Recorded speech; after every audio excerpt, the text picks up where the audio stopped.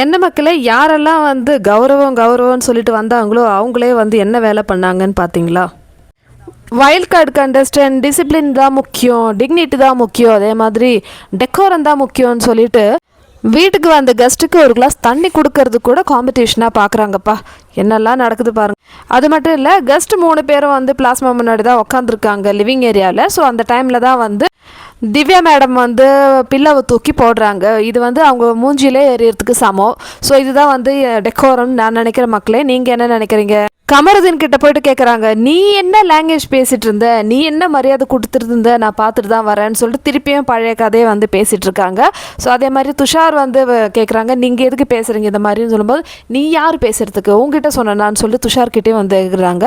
ஐயோ, இதுக்கு பார்வே பரவாயில்லையே. அந்த மாதிரி நிறைய விஷயங்கள் லைவில் நடந்தது. அதில் இம்பார்ட்டண்ட்டான ஒரு விஷயம் என்னென்னா, நம்ம தீபக் வந்து அழ ஆரம்பிச்சிட்டாரு. இந்த மாதிரி பண்ணி வச்சுருக்காங்களே, ஒரு ரோல் கொடுத்து பண்ண சொன்னால், நல்லா விளையாட சொன்னால், இவங்க ஏன் இந்த மாதிரி கேவலமாக ஆடுறாங்கன்னு சொல்லிட்டு கெஸ்டான தீபக் நிஜமாலுமே வந்து அழறாங்க. அது மட்டும் இல்லை, இந்த வீட்டில் இனிமேல் நான் பச்சை தண்ணி கூட குடிக்க மாட்டேன்னு சொல்லிட்டு சொல்கிறாங்க.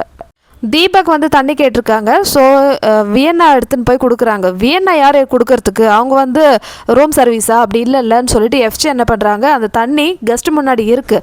ஸோ அந்த தண்ணி எடுத்துன்னு போயிட்டு கிச்சனில் ஊற்றிட்டு திருப்பி எடுத்துன்னு வராங்க. ஸோ திவ்யாவும் சொல்கிறாங்க, ஆமாம் நீ எதுக்கு பண்ணுற, எஃப்சி பண்ணட்டோன்னு சொல்லிட்டு திவ்யாவும் வந்து கெஸ்ட் முன்னாடி போய் சொல்கிறாங்க, தப்பாக எடுத்துன்னு வந்துட்டாங்க, ரூம் சர்வீஸ் தான் பண்ணணும்னு சொல்லிட்டு திருப்பியும் அந்த தண்ணி எடுத்துன்னு போய் கொட்டுறாங்க. என்ன நடக்குது? இதெல்லாம் வந்து மேனர்ஸா? ஆக்சுவலி எல்லாமே வந்து சாந்திராவோட இந்த டாஸ்கில் தான் இருக்குது, சீக்ரெட் டாஸ்கில் தான் இருக்குது. ஸோ அது வந்து மற்றவங்களுக்கு தெரியல. என்ன தான் சீக்ரெட் டாஸ்க்காக இருந்தாலும் மற்ற எல்லாருமே வந்து இதில் சண்டை போட்டுன்னு இருக்காங்க. சரி, இப்போ கெஸ்ட் என்ன ஃபீட்பேக் சொன்னாங்கன்னா, ஃபீட்பேக் டைம், நான் யார்கிட்டையுமே வந்து ஸ்டாரே கொடுக்க மாட்டேன், கொடுத்த ஸ்டார் நான் வாங்க போகிறேன்னு சொல்லிட்டு பிரியங்கா வந்து வியன்னா பிரவீனோட ஸ்டார்லாம் வந்து வாங்கியிருக்காங்க. பிரியங்கா இன்னொரு விஷயம் சொல்கிறாங்க, நேற்று நைட்டு நான் செக்இன் பண்ணும்போது பிரஜனும் சாண்ட்ராவும் கார்டனில் தான் இருந்தாங்க, என்னை பார்த்துட்டு அவங்க கண்டுக்கவே இல்லை, என்ன நடக்குதுன்னு எனக்கு தெரியாது, ஒருவேளை டாஸ்க் வந்து ஸ்டாப் பண்ணிட்டாங்களா அப்படின்னு நான் யோசித்தேன். ஆனால் அட்லீஸ்ட் நம்ம வீட்டுக்கு ஒருத்தர் வராங்க, அவங்க டாஸ்கில் இல்லைன்னா கூட வீட்டுக்கு வரும்போது ஒரு ஸ்மைலாவது பண்ணிக்கலாம், ஒரு சின்னதாக ஒரு வெல்கமிங் கொடுத்துருக்கலாம்.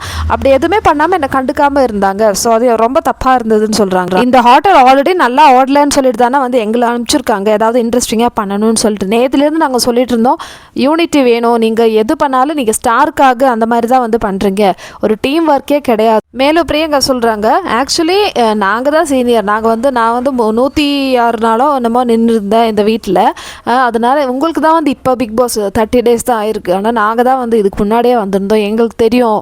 தீபக் சொல்கிற விஷயம், எதிரியாக இருந்தாலும் நம்ம வீட்டுக்கு வந்தாங்கன்னா நம்ம நல்லா வந்து உபசரிக்கணும், அந்த ஒரு மேனர்ஸ் கூட தெரியாமல் இங்கே எல்லாருமே விளையாடுறீங்க. நீங்கள் என்ன தான் ஸ்டாருக்கு விளையாடினாலும் ஒரு பேசிக் திங்ஸ் இருக்கு இல்லையா, அது வந்து நீங்கள் மறந்துடுறீங்க.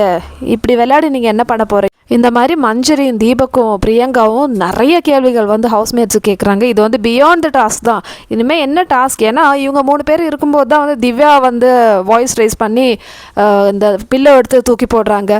துஷார கேள்விக்கு நீ யார் கேட்குறதுக்கு அப்படின்னு சொல்லிட்டு போகிறாங்க. கமருதீனை போயிட்டு நீ என்ன பண்ண எனக்கு தெரியும், நீ உன்னோட லாங்குவேஜ் என்னன்னு சொல்லிட்டு இதெல்லாம் வந்து கெஸ்ட் முன்னாடி நடக்குது.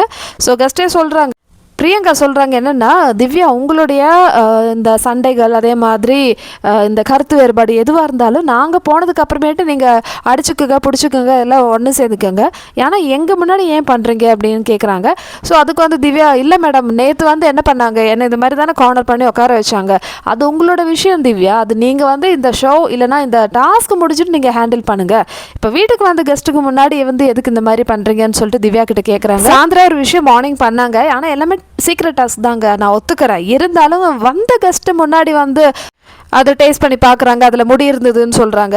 இது கேட்டுட்டு பாரு என்ன சொல்கிறாங்கன்னா, அங்கே ஒரு சண்டை பாரு வர்சஸ் சாண்ட்ரா. ஸோ பாரு வேர்ட்ஸ் விடுறாங்க. ஸோ சாண்ட்ரா என்ன சொல்கிறாங்கன்னா, என்னோட ஷெஃபோட கேப்லாம் வந்து திருப்பி தரமாட்டேன்னு சொல்கிறாங்க. கெஸ்ட் என்ன சொல்கிறாங்கன்னா, கிச்சனில் ப்ராப்பராக இருக்கணும், ஆனால் சாண்ட்ரா அவங்களுடைய அந்த கிச்சன் திங்ஸ்லாம் வந்து கொடுக்கறதுக்கு விரும்பலை. ஸோ இந்த மாதிரி தான் அங்கே சண்டை காலையிலேருந்து போயிட்டு இருந்தது. அதுக்கப்புறமேட்டு தான் வந்து பிக் பாஸ் டீம் மீட்டிங் கூப்பிட்றாங்க. திவ்யாவை வந்து கெஸ்ட் அவுட் ஆகிறாங்க. கெஸ்ட் முன்னாடியே கெஸ்ட் வந்து இது மாதிரி கேவலமான ஃபீட்பேக் கொடுக்குறாங்க. தீபக் அழறாங்க, இனிமேல் நான் சாப்பிட மாட்டேன்னு சொல்கிறாங்க. அதை பார்த்துட்டு விக்ரம் வந்து நான் ரிசைன் பண்ணுறேன்னு சொல்லிட்டு சாந்திரா கொடுத்த ரோலில் ஒரு ரோல் வந்து, அதாவது ஒரு டாஸ்க் வந்து முடிச்சிச்சு. ஸோ நான் வந்து கிட் பண்ணுறேன்னு சொல்லிட்டு விக்ரம் கிட் பண்ணுறாங்க. அடுத்தது பணி நீக்கம் செய்யணும், அடுத்து யாராவது ஒருத்தர். ஸோ அடுத்தது அதுவும் நடந்துச்சு. இப்போ சபரி வந்து கேப்டனாக வந்து எல்லோரும் ஓட் பண்ணுறாங்க. சபரி அமித் தான் வந்து ஓட் வந்திருக்கு. அதில் மோஸ்ட் ஓட்டு வந்திருக்கிறது பார்த்தீங்கன்னா சபரிக்கு வந்திருக்கு. சபரி கேப்டன் ஆகுறாரு. ஸோ சாந்திரா கொடுத்த 2 டாஸ்க்கு வந்து இங்கே முடிஞ்சிச்சு.